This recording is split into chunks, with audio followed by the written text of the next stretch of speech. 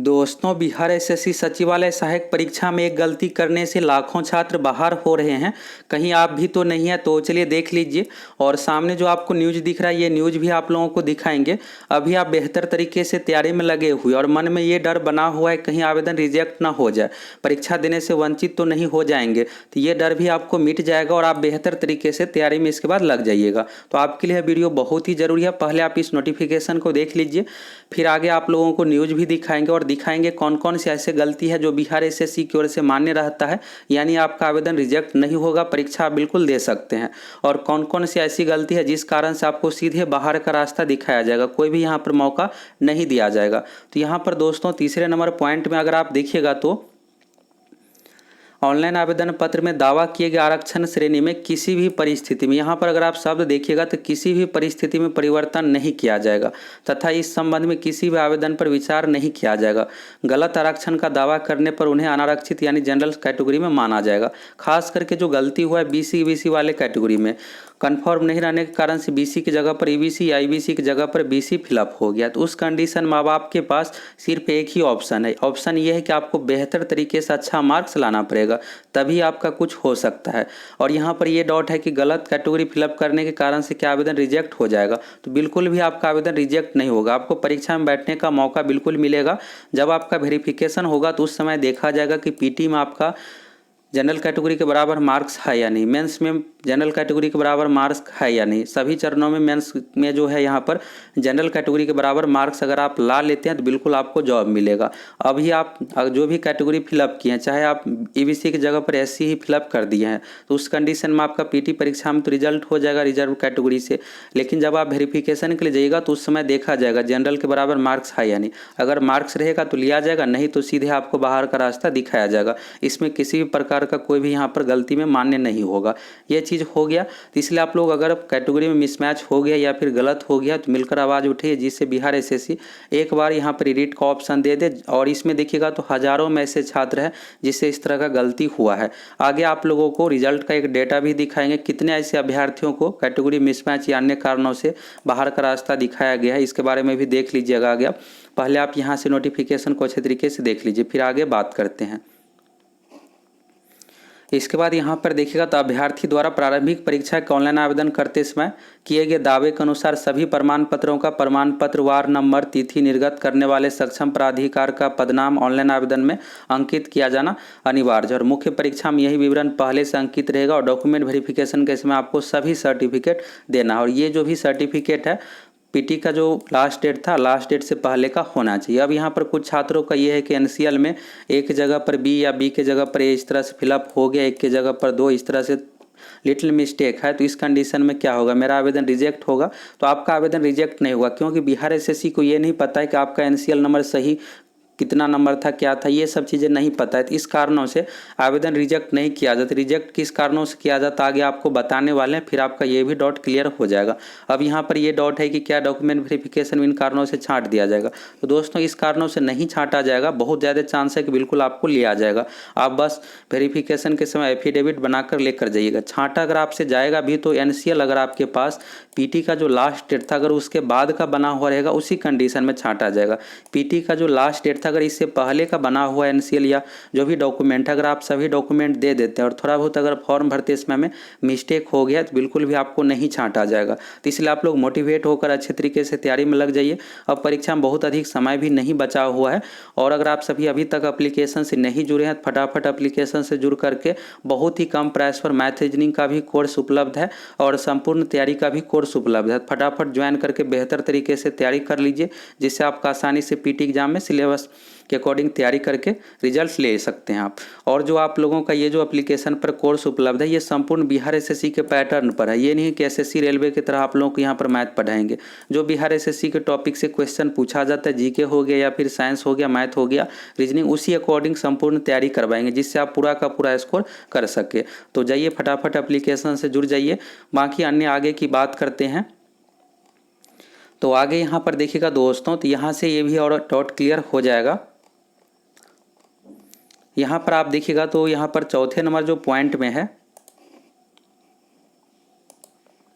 अभ्यर्थी का नाम, माता का नाम, पिता का नाम, जन्म तिथि, मैट्रिक या समकक्ष के प्रमाण पत्र अंक पत्र के अनुसार होना चाहिए।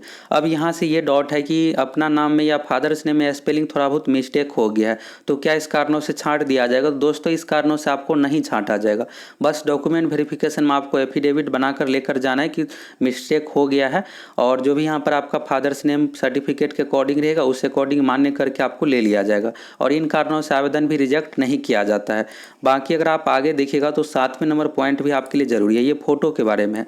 अब फोटो को लेकर बहुत सारे छात्रों के मन में डाउट ये है कि मेरा फोटो का बैकग्राउंड ब्लू था या फिर ब्लैक था, सफ़ेद नहीं था, क्योंकि विज्ञापन में देखिएगा तो यहाँ पर स्पष्ट लिखा हुआ है फोटो की पृष्ठभूमि यानी बैकग्राउंड सफ़ेद होना चाहिए।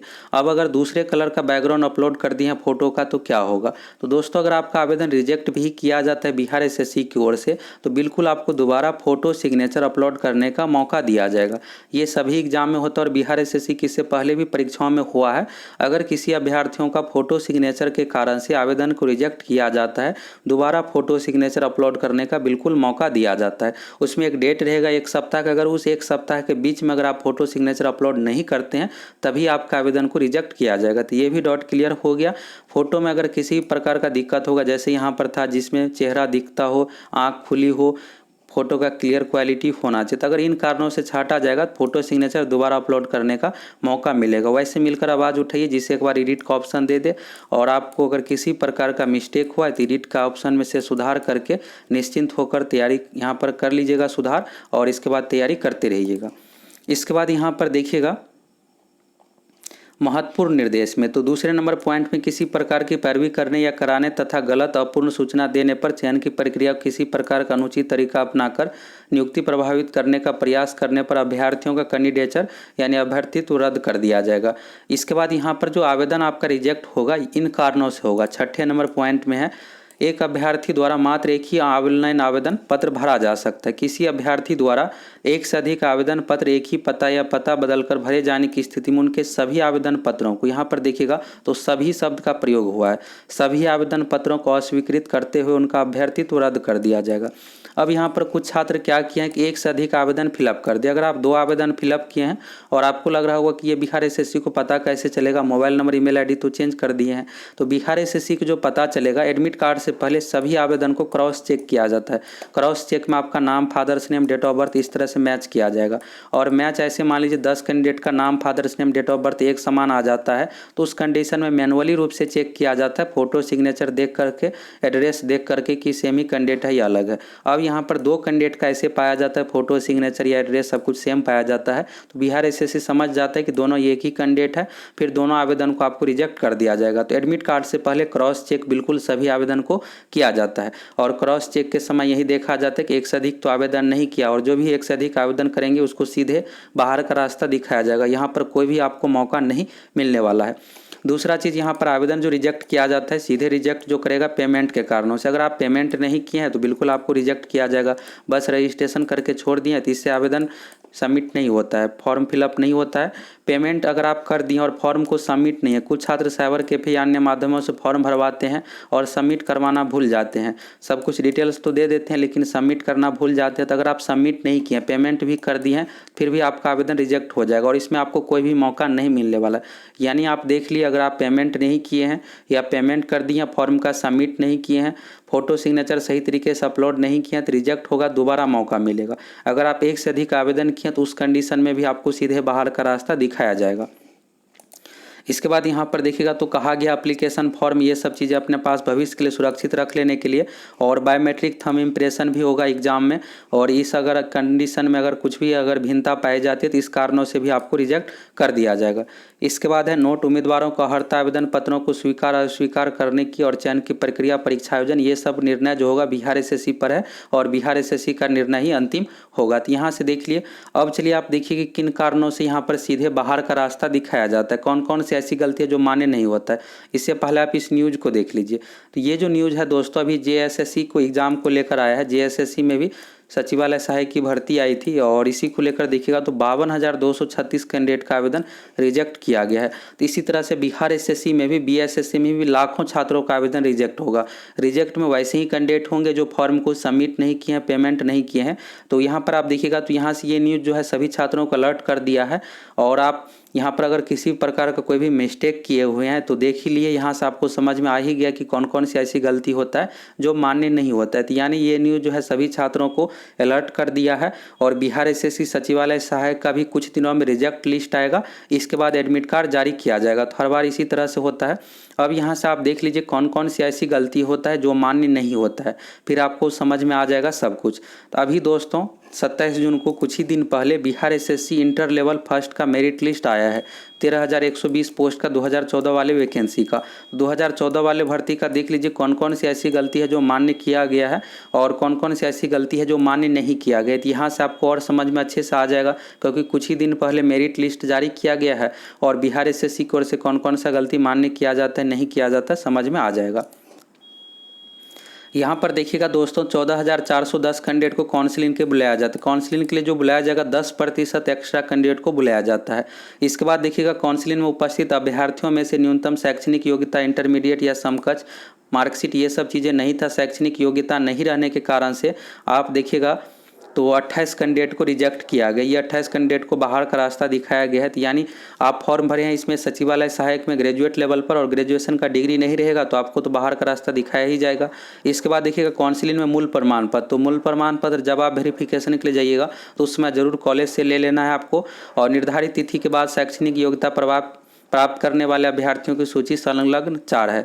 इस बार दोस्तों सबसे अधिक जो रिजेक्ट होगा एनसीएल के कारण से, क्योंकि बिहार एसएससी जो है अपने आवेदन में स्पष्ट लिख दिया है कि फॉर्म भरने की अंतिम तिथि से पहले का होना चाहिए। और इसमें से कुछ छात्र अगर एनसीएल नहीं बनाए होंगे तो सीधे इसको बाहर का रास्ता दिखाया जाएगा। इस बार 2014 वाले भर्ती में क्या हुआ था कि बैक डेट में तो बनाया गया, बिहार एसएससी की ओर से एक बार ही मौका दिया गया। अब इस बार 2022 वाले भर्ती में बीएसएससी सीजीएल में ऐसा कुछ भी नहीं किया जाएगा और स्पष्ट विज्ञापन में लिखा हुआ है कि फॉर्म भरने की अंतिम तिथि से पहले का होना चाहिए। तो कास्ट सर्टिफिकेट के कारण से बहुत ज़्यादा छात्र छंटने वाले हैं। अगर आप ये भी गलती किए हैं तो फिर आपको भी बाहर होना पड़ेगा। इसके बाद यहाँ पर देखिएगा जेंडर को लेकर ये भी डाउट रहता है कि मेल के जगह पर फीमेल हो गया, फीमेल के जगह पर मेल हो गया। तो अगर ऐसे कंडीशन में आपको क्या किया जाएगा, पीटी का मार्क्स देखा जाएगा। अगर आप मेल के जगह पर फीमेल कर दिए हैं तो फीमेल का कटअप कम जाता है, पीटी तो पास कर गया है। जब आप वेरिफिकेशन के लिए जाइएगा तो फिर आपको मेल किया जाएगा और देखा जाएगा कि पीटी मेन सब कुछ में मेल कैटेगरी के बराबर आपका मार्क्स है यानी अगर है तो ठीक है, नहीं तो सीधे आपको बाहर किया जाएगा। इसके बाद देखिएगा कैटेगरी मिसमैच के कारण से, तो कैटेगरी मिसमैच में जैसा कि आप पहले देख लिए नोटिफिकेशन में कि जनरल कैटेगरी में आपको रखा जाएगा और जनरल के बराबर आपको पीटी मेन सब कुछ में मार्क्स लाना है। अगर आप ला लेते हैं तो ठीक है, नहीं तो आपको बाहर किया जाएगा। तो इसमें देखिएगा 222 अभ्यर्थी बाहर हुए हैं, तो सबसे अधिक यहाँ पर कैटेगरी में होते हैं। कैटेगरी में आप बाहर नहीं होइएगा, बस आप बेहतर तरीके से तैयारी करके पीटी में आप जनरल के बराबर मार्क्स ला लीजिए। आपके पास अब एक ही ऑप्शन बचा हुआ है। इसके बाद देखिएगा तो काउंसिलिंग में उपस्थित अभ्यर्थियों में योग्य और जो यहाँ पर पोस्ट प्रेफरेंस दिए थे इस कारणों 1778। तभी सचिवालय सहायक में जो पोस्ट प्रेफरेंस भरवाया जाएगा मेंस एग्जाम के समय, तो उस समय आपको क्या करना है, सही तरीके से जो आपको पहला प्राथमिकता जो जॉब सबसे पहले चाहिए, अगर मार्क्स अधिक आता है उसको पहले नंबर पर दीजिए। बाकी अन्य को भी आपको पोस्ट प्रेफरेंस में जरूर भर देना है। पोस्ट प्रेफरेंस बिल्कुल भी खाली नहीं रखना है। यहाँ पर देखिएगा पोस्ट प्रेफरेंस के कारण से 1778 कैंडिडेट बाहर हुए हैं। इसके बाद बायोमेट्रिक मिसमैच के कारण से भी 1048 कैंडिडेट को बाहर किया गया या फिर काउंसिलिंग में प्रेजेंट नहीं हुआ है। बायोमेट्रिक मिसमैच यानी पीटी एग्जाम जब आप देने जाइएगा तो उस समय बायोमेट्रिक लिया जाता है, फोटो लिया जाता है, तो सही तरीके से बायोमेट्रिक दीजिएगा, नहीं तो आपको काउंसिलिंग में दिक्कत होगा। तो सारा कुछ यहाँ से देख लिए दोस्तों कौन कौन सी ऐसी गलती है जो बिहार एसएससी की ओर से मान्य किया जाता है और कौन सी ऐसी गलती है जिस कारण से सीधे बाहर का रास्ता दिखाया जाता है। तो यहाँ से आपका सारा डाउट क्लियर हो गया होगा। अब बस आप बेहतर तरीके से तैयारी में लग जाइए। परीक्षा में बहुत अधिक समय नहीं बचा हुआ है, अब सीमित समय बचा हुआ है और आप बेहतर तैयारी करना चाहते हैं तो फटाफट एप्लीकेशन से जुड़ करके मैथ रीजनिंग का स्पेशल कोर्स उपलब्ध है और संपूर्ण तैयारी का भी कोर्स उपलब्ध है। फटाफट ज्वाइन करके बेहतर तरीके से तैयारी कर लीजिए। ये जो कोर्स है दोस्तों संपूर्ण बिहार एसएससी के पैटर्न पर है। बिहार एसएससी जिस अकॉर्डिंग पैटर्न से क्वेश्चन पूछता है सेम उसी पैटर्न पर है। ये नहीं है कि आपको रेलवे एसएससी के पैटर्न पर क्वेश्चन मिलेगा। यानी बिहार एसएससी में आपको के लिए बहुत ही हेल्पफुल ये कोर्स है, तो फटाफट आप ज्वाइन कर लीजिए।